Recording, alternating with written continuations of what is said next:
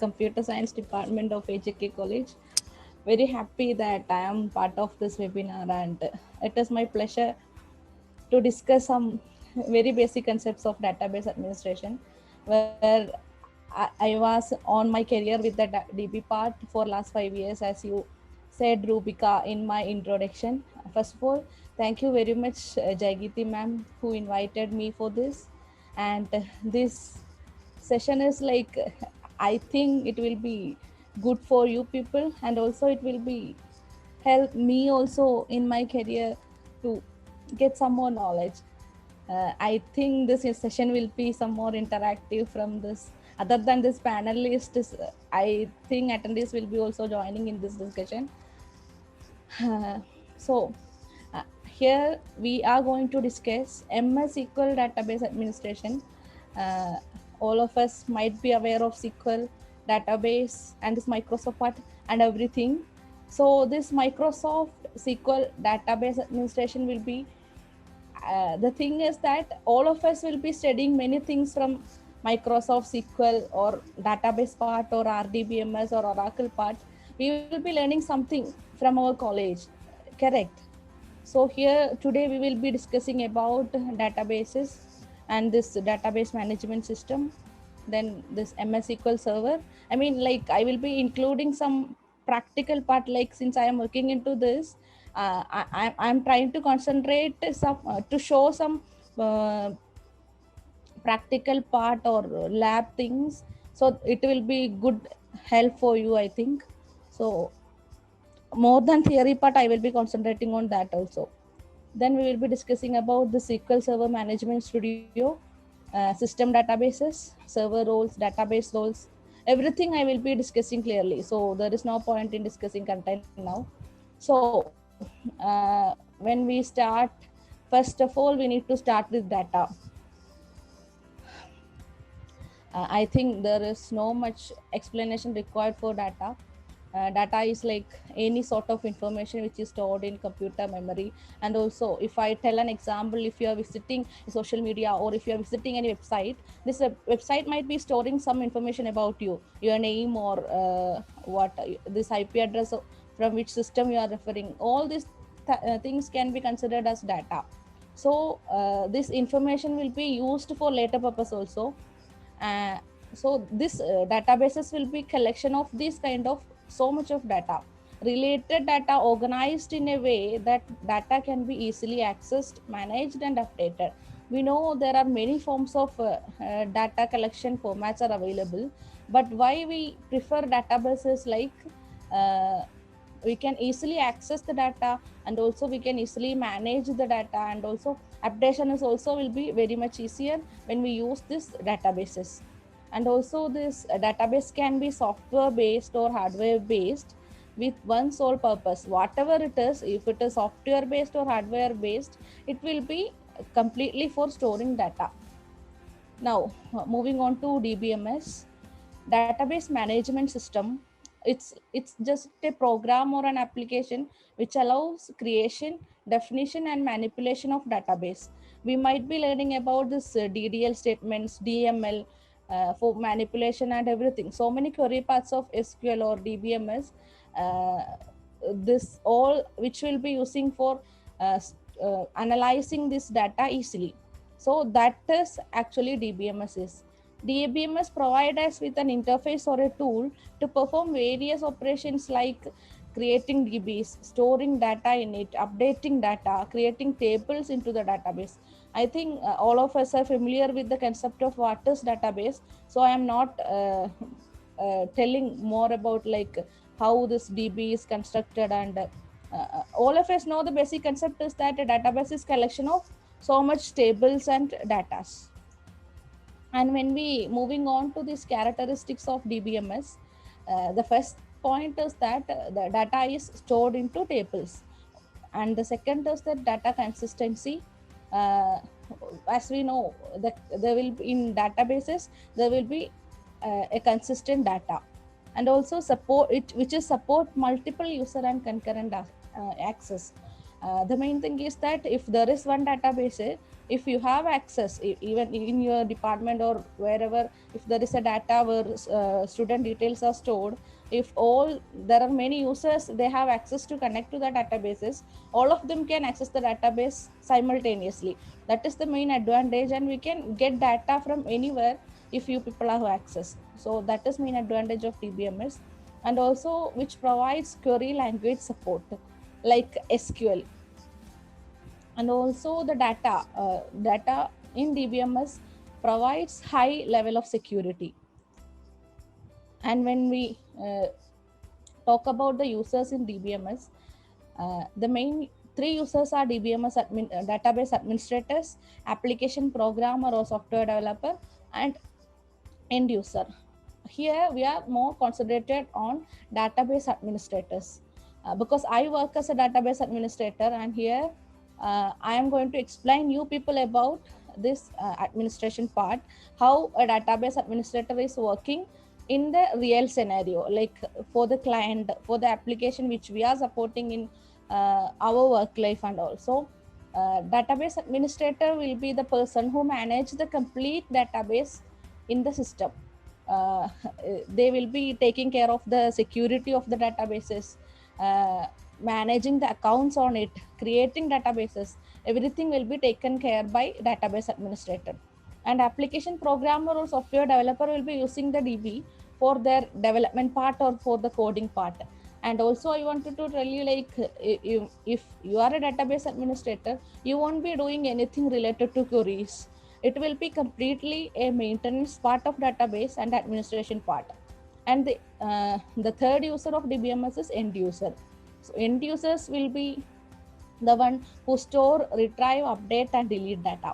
They will be maintaining this table part. And the popular DBMS used these days are MySQL, Oracle, MS SQL, IBM DB2, PostgreSQL, Amazon SimpleDB, all these things. Now we are talking about Microsoft SQL.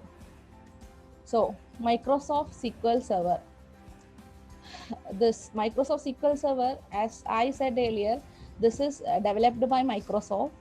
This is a relational database management system.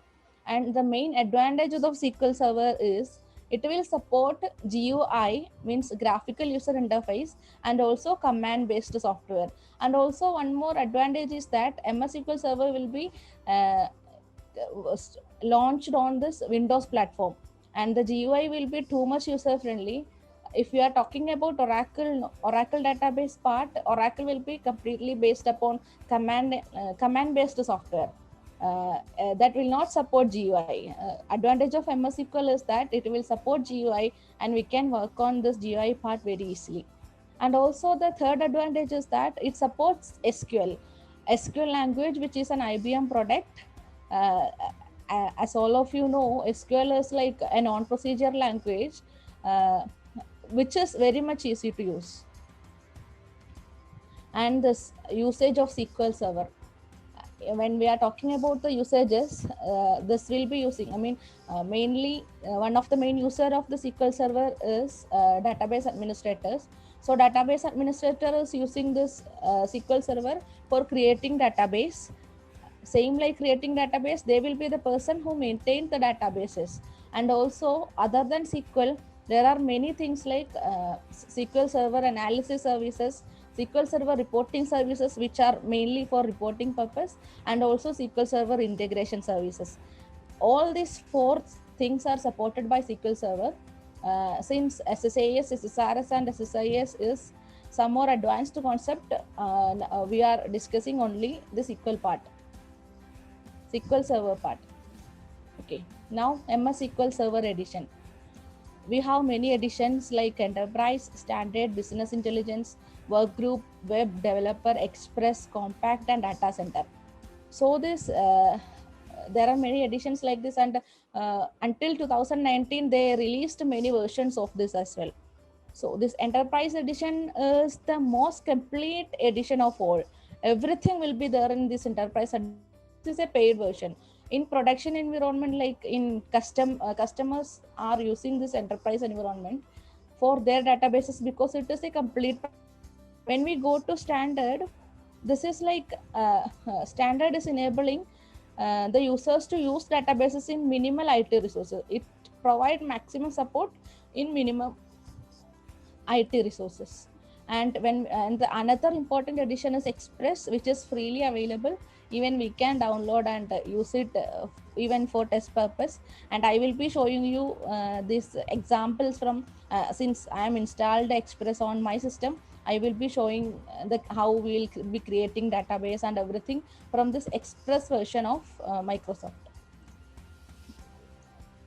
Now we are moving on to this SQL Server Management Studio. As I told, this is our part where database administrators are using everything from here only. This window, you can see this image. This is what we called a SQL Server Management Studio. This is the complete workstation or tool which is used by all of us. We can connect to SQL Server from in system which we are installed via the SQL Server Management Studio. Like the other users like end users, application developers or testers, everyone will be using this SQL Server Management Studio for connecting to SQL. Now, when we going into database SQL Server, there are two types of databases available. They are user databases and also system databases. First, system data, I'll tell about system database, which is created automatically when we install MS SQL Server. So this system databases will be made default when we install this application, and user databases will be the databases which we created. The data will be stored in this user databases. Administrators will be creating this user databases, and testers, developers, and all of them will be having access on it. So these are system databases: master, model, MSDB, TempDB, and ResourceDB. Here you can see this is a screenshot from that SQL Server Management Studio, and you can see this part here. When we expand this system database part, you can see master, model, MSDB, and TempDB. ResourceDB, first I'll talk about this ResourceDB. It will not be visible here because it is a kind of database which is hidden from user. This will not be seen here. And when we talk about this master databases, master database contain this all information about SQL stored procedures and everything. And this model database is like a template for other user databases. This will be exactly same like user databases, and the recovery plan and everything will be acting as a model for all user databases, but there won't be much data stored in it.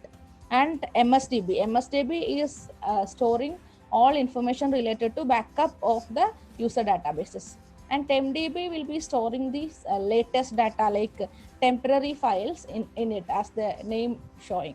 And now I will show you this SQL Server Management Studio. This is I installed this Express version of MS SQL Server 2014. We have version up to 2019. Since 2019 is not compatible in my system, I installed 2014. So as you people can see here, this is the page which we will get when we open SQL Server Management Studio for the first time. This is the exact way how the people will be working in industry also. Even I am working like this. So here this will be server type engine. Here we can see database engine. Here you can see analyze services, reporting services, integration services. As I described earlier, these all are the parts of SQL, but we are just talking about database engine part. And here this authentication, we will be using Windows authentication now. And there is also an option for SQL Server authentication. I'll tell you about authentication part later. Now I am just giving connect because I am giving this Windows authentication. It will take my default authentication part. I am connecting. Now you can see here is Object Explorer. As you people have seen that in screenshot, here you can see a part like databases. When I am expanding it here you will find system databases. Since I didn't create any user databases, there is no user databases is visible. Here you can see system database, and you will find master, model, MSDB, and MDB. So these four are the system databases, and this will be created when we install SQL in our system. Moving on to this SQL Server authentication mode, as you have seen there, authentication, as all of us know, for even to log into our system or wherever we need credentials, we need a username and we need a password. Like that, even to log into SQL Server, so for accessing SQL Server, we need a username and also a password. Here in SQL Server, we have two authentication modes. They are Windows authentication and mixed mode authentication. Windows authentication is like as I logged in SQL Server Management Studio. Uh, Windows authentication can be used for server login and also to SQL Server agent login if you are using Windows authentication. When it comes to mixed authentication, there will be a SQL user also. We will be having Windows authentication and also we will be having SQL authentication. In both ways, we can log into SQL Server authentication. The SQL Server Management Studio, which I have shown, I configured mixed mode authentications so that I can log in using sorry, Windows authentication, and also I can use my SQL login to connect to it. Now I will show you how we can create a user database. Since this is empty and there is no user databases are there, I'll show you how to create a user database. It is like there is a way, as we learn, create database, insert values into all those queries we can use. But the advantages of SQL Server is, I said, it is a graphical user interface. I can just click database, right click, let it come. It is slow. Sorry guys, it is a little bit slow. Here we can give our DB name. It is just test. I'm giving test DB. You can see here this file group is primary and this log file is nothing is mentioned. This will be secondary, and the path where this data will be storing, everything is there. And options, we don't have to give anything. It will all will be taking by default. And file group, now I'm just going to show you what script it will come for that. So I can just give script. Actually we can press OK, then the DB will be created here. If we are scripting it, we will see the script also. I just wanted to show you the script so that so it got scripted. So I'm giving cancel here. See, this all stories will be here. By default it will come once we click that. Now we can just execute it. The query is getting executed. Command completed successfully. Now we can just press over here and refresh. And when we expand databases, here you will find this database. This is user databases. In production environment, where client details and everything will be stored in this kind of databases. And here you can see diagrams, tables. Now our database is empty, which is created fresh new. So there is no tables at all. If we expand, see, no tables at all is there. And this DB administrators is not having anything to check on tables. We don't have to do anything with tables. We'll just create this and we will just give permission to this databases. And I'll show you how we will be giving permissions also. See, in security part, there will be logins. These SQL Express and these logins are created automatically when we install this SQL Server Management Studio. And here I am having privileges here, and this SA user is also having privileges here. Now if we need to add a new login, a new person to this, we can just give a new login and we can choose SQL authentication or Windows authentications. Since I don't have any Windows users more than me in my system, I'll just show you how we'll create a SQL user. I'll give his username here, SQL user.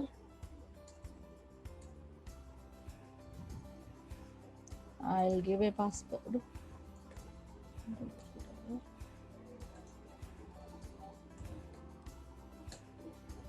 and I'll be enforcing password policy. No password expiration. Okay. Now server roles.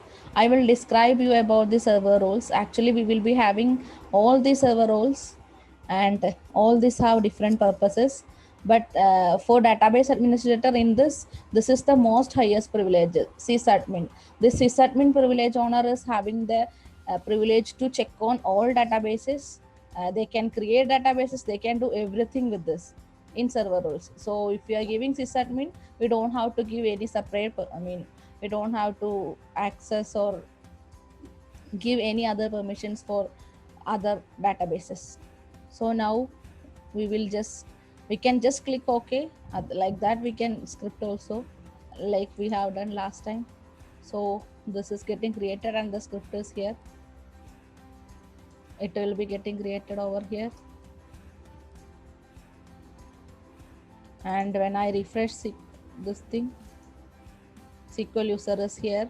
And when I am expanding this testdb SQL part, user part, you can see, yeah, here this is the access part for only for this DB. Now what I'll show you is like I'll create a user which is having access only for this DB. Now I have given server role to the user which I am created.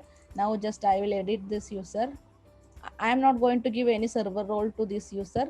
I will I will just give a DB creator role where this user can create a DB, and also I will give user mapping. I am going to give DB owner permissions for this databases. Okay, now I'll click OK. Now if I go here and I am refreshing this part, you will see the SQL user is here, and the SQL user is having privileges to work on this test database. If you people have any doubts and all, you people can clear it on when we have that QA session. So this is this part. This is this authentication and server roles and their descriptions. There you have seen that server roles, their bulk admin is there. Members with bulk admin roles can execute bulk insert statements. So if an application owner want to load too much of data into database, we usually give this bulk admin. And when the DB creator role can create or delete and restore databases, disk admin, the role are able to manage disk files. Like that, every server role is particularly for particular purposes, and the sysadmin is the most highest privileged role. Members with sysadmin role are able to perform any task on SQL Server. Everything can be done. So now I am having this sysadmin privilege, and also if you are a DB administrator in working environment, you will be also having this sysadmin privilege. Then only we will be able to work. Sysadmin is like system administrator. So database administrators will be always having sysadmin privileges on any SQL server. And when we come to this database roles and the descriptions, here you can see there are many roles: DB access admin, DB backup operator. Backup operator will be handling the databases of the backup, and DB data reader. Data reader role will be having only the privileges to read. Only select statements will be working. And when it comes to data writer, they have permissions to add, delete, or change data in data tables. These all are, and this DB owner, this is one important database role which is having permissions like sysadmin also, but there is no server level permissions. Entire database, this DB owner user will be taking care it as an owner. Now moving on to this file part, this storage basics and files. So now we have created a database called testdb, and when the creation time I have shown you two files, primary and secondary, right? So this data files .md data files will be considered as that extension will be having .mdf or ndf. These data files will be having all this important data in it, And also we will be having a data file called secondary file. I'll tell you more things about it. And this there are three types of files in physical database architecture: primary data files, secondary data files, and log files. uh, why secondary data file is not in the picture is secondary data file is not a necessity.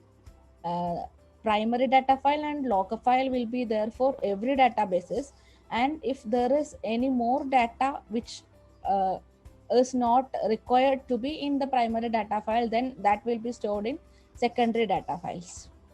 Now, this primary data files, this is SQL Server files which contains the startup information, and everything will be having everything will be there in this primary data files. It will be holding user data, uh, every objects, every tables, every indexes, every stored procedures. Everything will be inside these primary data files.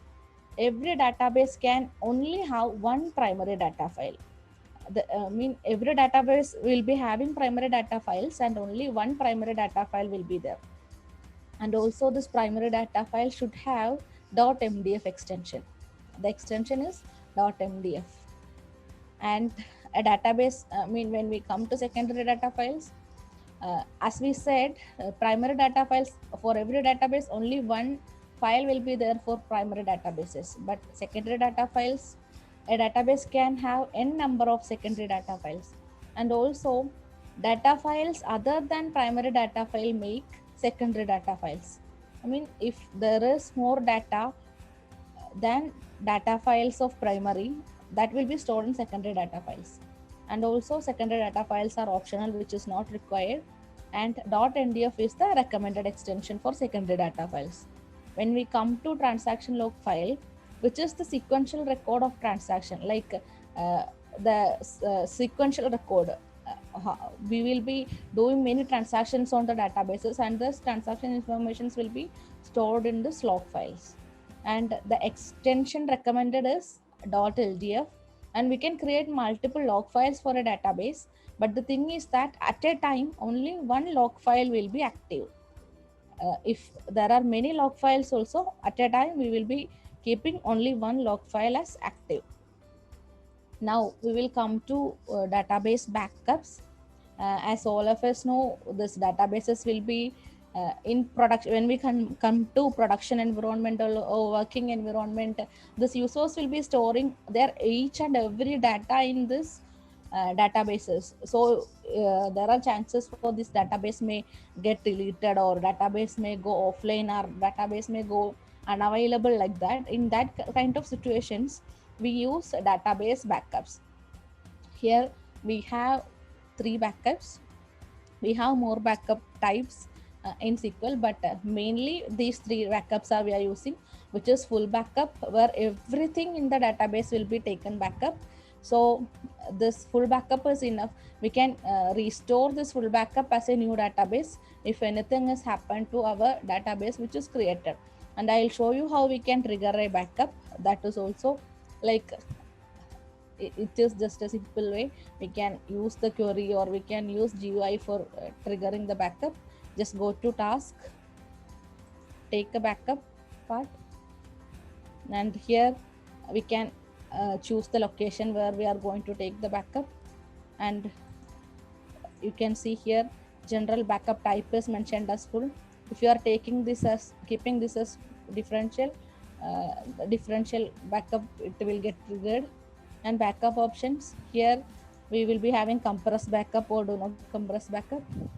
That does not matter, because now we don't have anything on the database, so whichever it is fine. We can script it. Cancel. I'm running the script. Yeah, this backup is completed. So if we go and check that path, this backup will be available there.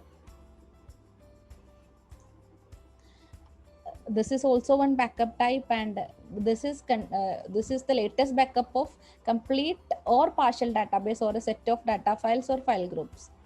And when we come to transaction log backup, a backup of transactions log, I told you about .ldf files in last slide. So this transaction log backup will be includes all log file records that were not backed up in a previous log backup.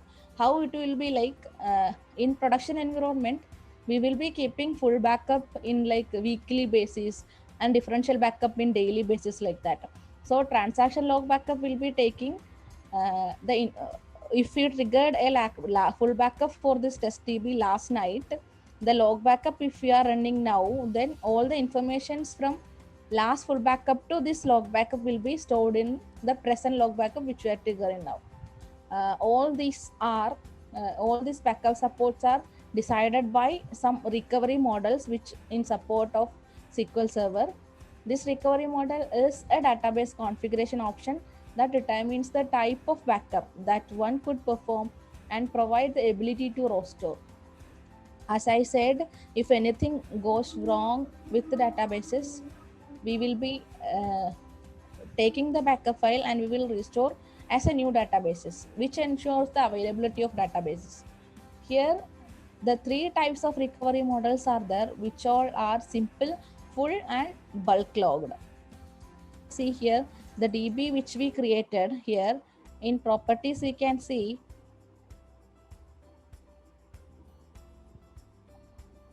it is low. Yeah, here you can see options and the recovery model is mentioned as simple. Now we are going to talk about this simple recovery model. The simple recovery model is supports full differential and file level backups. Here transaction log backups are not supported. It is easier to manage than full or bulk load models, more suited for development and test databases. Here when we try to trigger a backup of our DB which we created, it was not showing transaction log backup because it is a simple recovery model, so it is not going to support our transaction log. Now I am going to change this recovery model over here. I am going to make it as full. As we know what is full recovery model is, all restore operations are supporting mission critical applications. Mission critical means the most critical applications in their environment. This type of databases will be storing the highest privileged data. If it is a bank or if it is any company, their all critical data will be stored in this kind of databases. And if we are choosing this full recovery model, no work is lost due to a lost or damaged data file, because everything will be there, because it support all type of backups. All type of backup means it support differential, it support transaction log, and it support full backup. I'll show you now. This was a full backup which we triggered. Now we go here and you can see the backup type is full. Now we can select here differential or transaction log. Since our recovery model is changed to full, we can take transaction log backup as well here. Okay. Now bulk logged recovery model. This is handling bulk data modification operations, and this high performance bulk copy operations will be supported by this recovery model. And bulk logged recovery models provide greatest protection for data, and this also support all types of backups. Usually in the environment which we are working, if there is any bulk data modifications required from database end, then only we will opt to this bulk log recovery model. Otherwise we will choose full or simple recovery models. And here comes our last part, and this is the higher availability technologies. MS SQL Server higher availability technologies. This HA or higher availability is the solution or technology to make this application 24/7 available. How it is like, if we have one server and there are many databases stored, if anything goes wrong with that server, I'll tell you an example. All of you be knowing about the Skype. Like Skype is like we used to chat and everything. There will be Skype databases.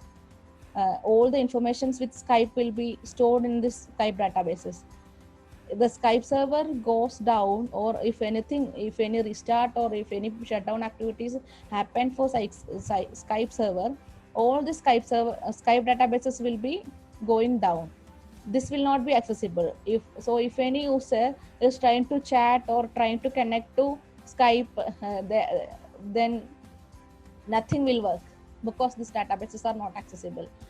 Like that, if we consider a bank application also, if the bank databases are stored in one server, when a user came to deposit or when the user is trying to check his balance or something, if the database is not available, it is going to impact that entire application. So what we will do is that we will ensure high availability through SQL Server. For ensuring that high availability, I mean, like, to make this database 24/7, we use these 5 technologies in SQL Server. They are replication, log shipping, mirroring, clustering, and always on availability groups. It's like all of these are some more advanced. That is why I'm not going to explain more. It's like, if you can, if I take one example as mirroring, since it is simple, it is showing, I mean, as the name implies, it is a type of mirroring. How in this mirroring, how we will be storing databases, like there will be one server where we will be giving all databases, and also we will keep one exact different server. There will be all databases again copied in that. This backup and restore and everything will be happen in background. So even if we are giving anything on this primary server, any information, if we are loading to primary database, everything will be automatically moved to secondary as well. So if the primary server goes wrong, the secondary will come up automatically and it will work, so that there won't be any application unavailability. This replication, log shipping, mirroring, and all these 5 methods are for ensuring the higher availability features in SQL. So these this is from my side. Like, these are some basic concepts of SQL Server administration. So you people can ask me if any doubt is there. I know it was a hurry session and I tried my best to convey the knowledge which I am having. You people can ask me if any questions. Okay, thank you, ma'am. That was an excellent session. It was very understandable and it was very simple. And I would like to ask the participants if they have any questions, they can ask now.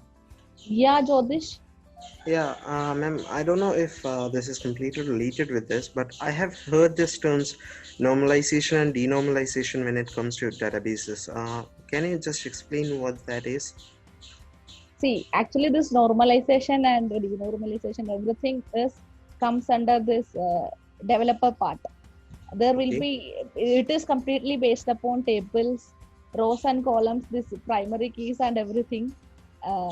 That is completely a theory part.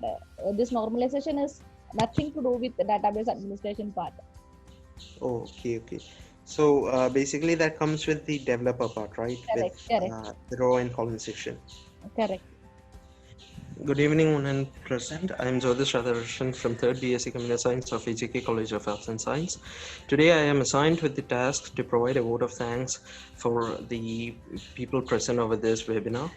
And I would like to begin by expressing my immense gratitude towards our chief guest, Ms. Mubashira Wagil, for sharing her thoughts and her knowledge that she had gained and accumulated during her past 5 years in the field of database administration.